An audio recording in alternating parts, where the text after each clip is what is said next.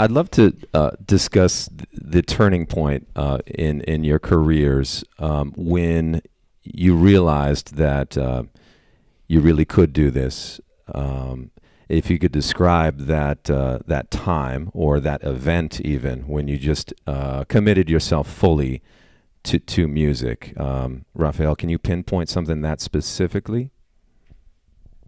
Well, I think I was committed at a very early age, but once I, got a record deal, which was kind of bizarre because I wasn't really trying to get a record deal. Like I see most people, like shopping demos, and I just sort of it was just in the cards, kind of. These guys that weren't as talented as we were got a deal before us, and then they came back to Oakland and got us. It was weird, and but it worked so good because they weren't as good as musicians as we were.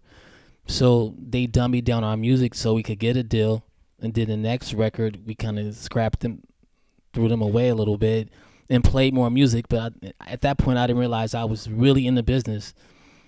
I was just making records, going on tour, making tour. And then that band didn't work. Well, it worked. It was family, so it was Tony's was a success.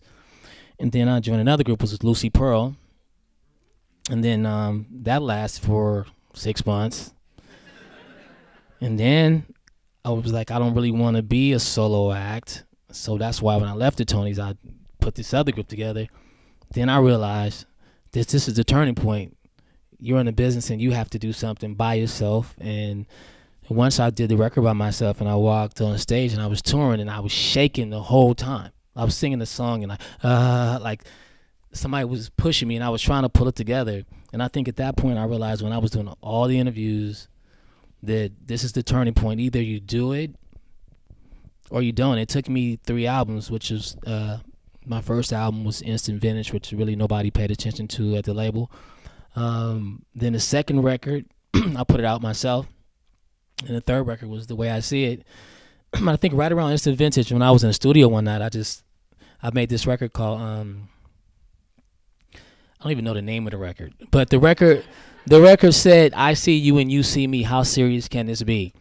And it didn't make any sense. I just sang it because it sounded good with the chords. And then when I listened back to it, it was me telling myself, like, when you notice your full potential musically and where you should go in life as a musician, and you can go forward. I think at that point, that was a turning point for me on Instant Vintage. And after that, I just been on this musician thing to like play. And when people start giving me back the energy, like you said earlier, that's when I started realizing, okay, this is why I do this.